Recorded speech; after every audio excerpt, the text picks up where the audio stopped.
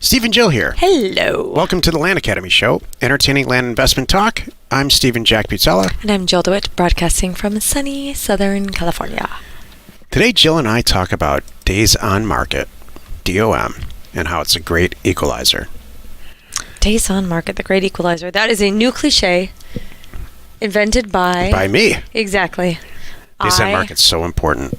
Love it. It's so incredibly important. And we'll talk about, if there's one thing that you should really understand about infill lots and eventually wholesaling houses, it's looking at days on market. But why stop there? That's what I say. Totally agree. Before we get into it, though, let's first take a question posted by one of our members on the landinvestors.com online community. It's free, and as you're listening to us, please drop in your questions in the comments section below. Walden asks, "Hey guys, my first year of land investing is coming to a close, and I have no clue about taxes. I have $6,000 in cash and $40,000 in terms so far. Not bad. Yeah. No idea how to calculate profit and loss for land contracts, and I have no idea about the tax advantages I can utilize for real estate. Any suggestions would be great." Here's my suggestion, and this for the rest of your life, this applies. Don't do your own taxes. And do not take this to someplace like H&R Block. Find yourself a good a real estate.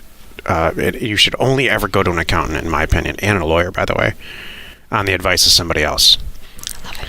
Who's already gone through 6 or 7 or 10 lawyers or accountants in the market, wherever you are, understands that this person is they get it. This is not child's play from a tax standpoint. You don't want to get behind the 8 ball. You want to make sure you're doing this stuff right.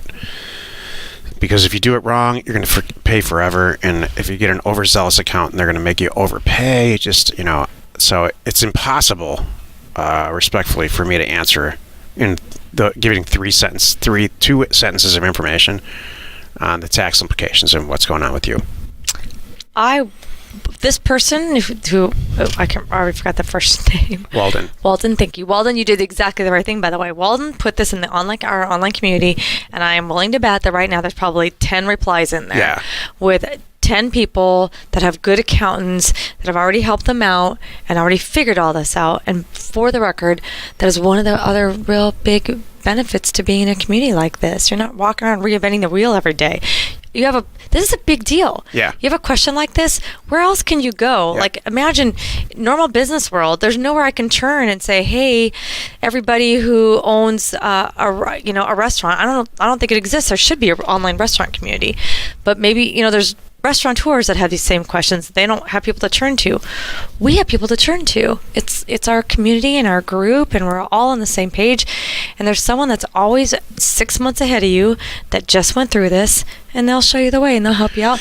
And it doesn't hurt them in any way to say, "Hey, call my guy."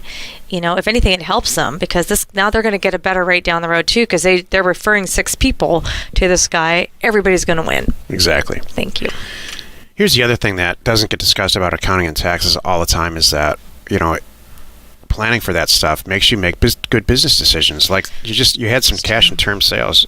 How that all comes out at the end, how much money you actually made on it.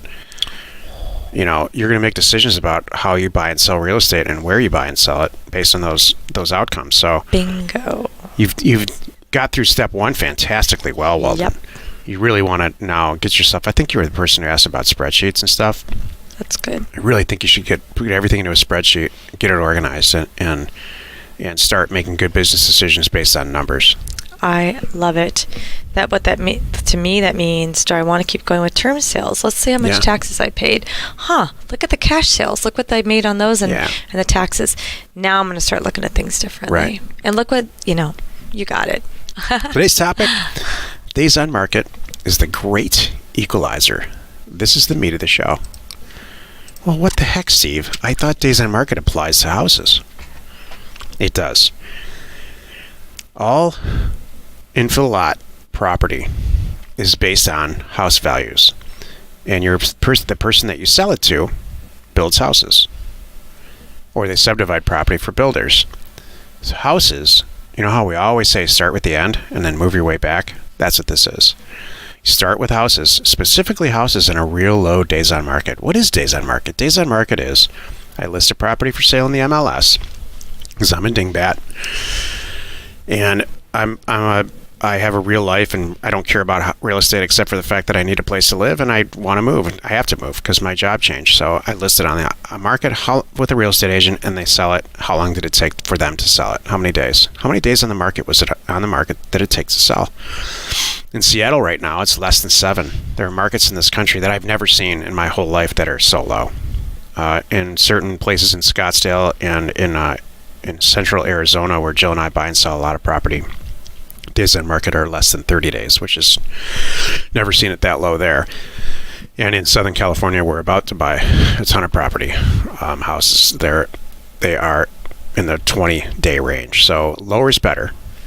So what you want to do is buy infill lots in markets where the days on market's low also. So if you have to look at, and all this information is free, you can go to realtor.com or redfin.com, or there's all kinds of places on the internet that you can find real good days on market information. Oh, that's great, Steve. So we got that figured out. What about rural vacant land, which is what almost all of us look at and buy? It's a completely different product, priced completely differently. And in rural vacant land, I mean, Jill and I have done 15,000 rural vacant land deals, and we continue to do rural vacant land deals all the time. This doesn't apply to that. Days on market does not apply. What you're appealing to, when you're appealing to the seller's sense of, I just don't want the property any longer. Right. So days on market don't apply when you're buying property for 20% of what it actually probably could sell for that day. Right. And if you're buying a property for 20% of its value, you're going to sell it pretty quick. Yep. You don't have to look at it that way. Thank you. You did my job on the show. What the heck, Steve? I can just kind of sit here. I love it. It's the takeaway is this, and during these live events, the 2 live events that Jill and I just did with our members, I could see everybody's wheels turning when I said, let's look at the housing market, and everybody's looking at me cockeyed like I thought I came here to buy land. Yeah, what are you talking about?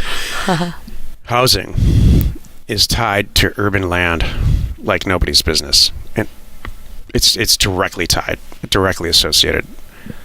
Rural vacant land and commercial real estate to some extent are more touchy-feely and more there's not as much data, and there's a lot more risk, but a lot more reward. You can hit huge home runs with rural vacant land and ranches and commercial real estate with infill lots and housing. It's more of a singles doubles game, which I prefer. And it's what you just said too. It's more consistent, and it's what's the right word I'm looking at? There's no, like you said, it takes the guessing amount of it. It's very scientific. That's it. That's what I'm looking for. There's a pattern, and you'll know what to buy and what not to buy, and it's pretty darn easy when you sit and look at the data. So think about this. So for every market, let's just use Scottsdale, Arizona let's just pick on Scottsdale. Within Scottsdale, I think there's 8 or 9, at least 8, maybe 5 to 8 zip codes.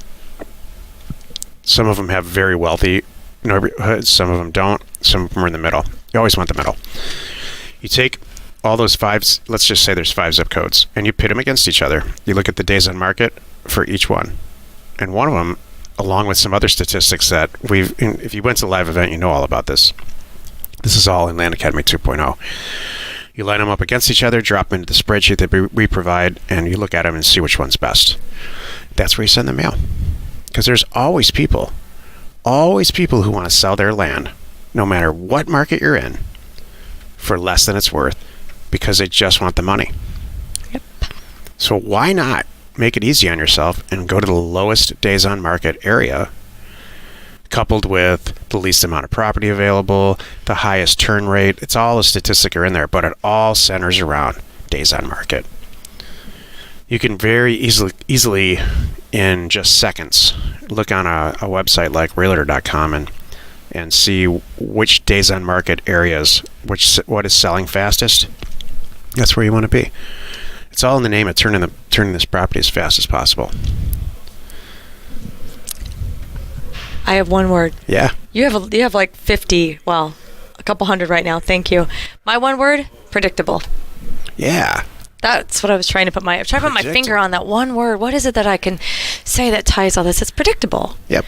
If you know, like you just explained, what's going to happen when I buy a house at this percentage, in this time frame, in this zip code, with these, this criteria, it's predictable. It's going to sell in X amount of days because all the data is right there. You got it. It's awesome.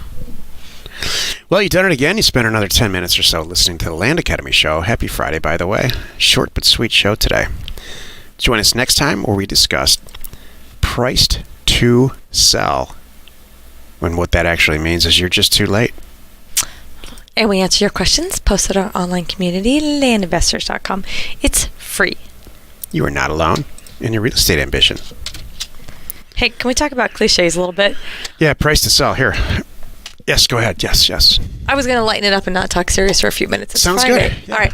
So I was thinking, think of some of the dumb cliches that you've heard in your life. It's usually our parents telling us, or somebody else. One of my favorites is, it's not what you know, it's who you know. What's one of your favorite stupid ones? Cross that bridge when we come to it. Yep. Thank you. Penny for your thoughts. Oh, that's a good one. That one kills me. Oh, my gosh. All men hate that. Oh, I'm trying to think I don't know, it's a cliche, but it kind of is. I had to walk uphill in snow both ways. Where'd that come from? I don't know. Is that a Michigan thing? I don't know. Oh, I don't know. But I was just thinking about cliches in general. Why do we use them? Why do we say them? They're stupid. It's just because you don't have to think. It's real easy. It's really easy to not be creative and not have to. You can just say something and everybody knows what you mean, and then you can. Oh, okay. Let's open another beer. Speaking of beer, he's one can shy of a 6-pack or whatever, Not the brightest bulb in the box. That's it. This is good. Be sure to hit the subscribe button to stay up to date on our podcast. Like us and comment on what we'd like you to see in future shows. And if you're listening on iTunes, please rate us there. We are Steve and Jill. Information and inspiration to buy undervalued property.